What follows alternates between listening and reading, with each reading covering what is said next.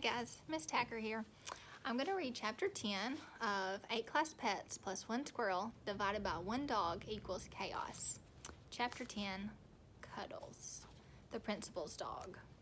Master lives right next door to the school he owns, so I get to see him a lot. Sometimes he brings me to meet the children there. This would be a perfect place to live, except for that nasty squirrel Twitch. Twitch acts like he owns the yard. He eats the seeds Master puts out for the birds. He jumps from tree to tree just out of reach and calls down to me that people like squirrels better than they like dogs. He says that's why Master ties me to a long rope leash when I'm in the yard. He says that's why Master puts me on a short chain leash when we go for a walk. No leash for me. Nuh-uh, Twitch brags. He runs back and forth just beyond where the leash stretches to. He says, "Ha ha, your master doesn't make me wear a collar and leash to keep me in one place. He must not trust you, Cuddles." Twitch seems to wait for me to be watching before he'll climb into the garbage can at the edge of the playground. "Oh, Cuddles," he'll say, "there's wonderful, tasty garbage in here today. Here's a French fry and half a bologna sandwich and some macaroni and cheese. I can't remember. Do you like macaroni and cheese, Cuddles?" I stand there drooling, knowing I can't cross the short distance to get into that delightful sounding garbage can. Sometimes the only way to avoid Twitch is to go to sleep. That's what I was doing when Twitch ran right over my nose. Yow! That hurt! I just knew he did it on purpose, and I went running after him. I was so mad that I ran so fast that the rope leash broke. I kept on running, pulling that long rope with me. An owl was chasing Twitch too. I don't know what Twitch did to get her mad, but I saw Twitch was heading for the school. The man who worked for Master, cleaning and repairing the building, had hung a big banner over the door that said "Welcome," because Master had invited special guests to come the next day. The man had left the door wide open while he was putting his ladder back in his truck. "Don't you dare go into Master's school," I shouted at Twitch. Guess what? He ignored me. In he went, as though he owned the place, just the way he acts as though he owns the yard. The owl knew school was off limits. "He's all yours," she said, winking away. I was in the right. But the trouble was, all the pets took Twitch's side. From room to room I went, chasing Twitch. A few things got knocked down or spilled or broken, but it was all Twitch's fault. Those pets all work together, even animals that shouldn't work together. Finally, they knocked a big box on top of me. It was dark in there. I wasn't sure if that snake had been trapped inside with me or not, because the pine shavings kind of smelled like him.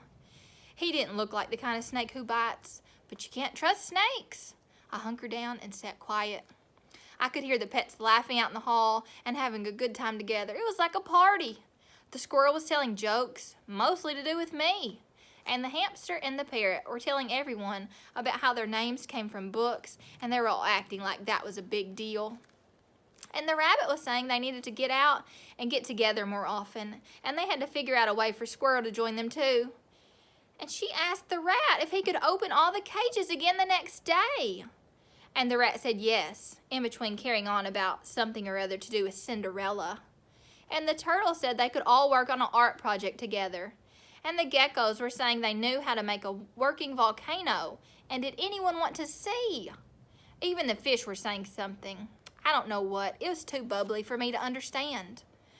I wasn't hearing the snake, which was part of the reason I suspected he was under the box with me.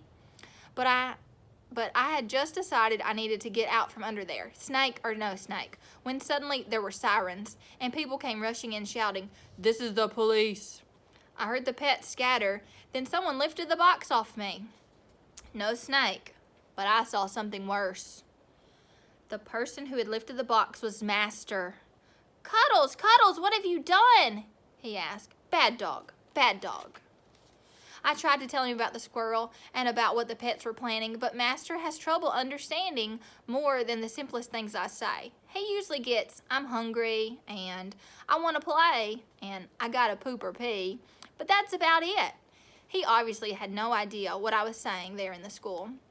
He had just taken hold of my collar when other people ran in the room. Some had black hats and shiny badges, and some had red helmets and boots and a hose. "Is there a thief?" shouted one of the men. "Is there a disorderly conduct?" shouted another of the men. "Is there a fire in the walls?" shouted a third. And the fourth asked, "Do you need us to knock a hole in the wall?" As he raised a sharp axe. "No," Master cried. "No, no, no." He sounded upset. Upset means danger, and dogs know that. I lunged forward and barked at the men with the axe, barking, "Back, back, back." Master held on to my collar. "Cuddles," he ordered, "sit." I sat because that's what a well-behaved dog does. But I kept on growling to warn that man that he better be on his best behavior too. The man with the axe backed up so quickly, he knocked into the man with the hose. The man with the hose backed up so quickly, he tripped over the box that had covered me. He fell and must have done something to the hose because suddenly water shot out of it. Whoosh! The water hit Master so hard it knocked him down on his bottom. "Stop!" Master spluttered. The man with the hose turned the stream of water away from Master. Whoosh! It caught one of the shiny badged men, causing him to land on his bottom. I bit at the stream of water to tell it that it was bad. The man with the hose ran away, still holding the hose, so that it squirted at the desk instead of at the people. But for some reason, Master didn't thank me for saving him. Once they got the water turned off, Master locked me in his office while he and the men with the badges and the men with the helmets rounded up the pets. It took a long time. Master was still wet when he came to get me. He was also tired and grumpy. He took hold of my collar and held on to it all the way back to the school, held it all the way out of the school, across the yard, across the backyard, and into the house, with his shoes going squish, squish, squish. "Cuddles," Master said, "I don't know what got into you. Tomorrow was supposed to be a special day." I hung my head. I hung my tail. Master crouched down beside me and looked deep into my eyes. He said, "I bet you have a story to tell." Then he said, "And I wish you could tell me." He fluffed my ears. "I still love you," he said. I wagged my tail and licked his face to tell him I loved him too. Being a dog is the best thing in the world.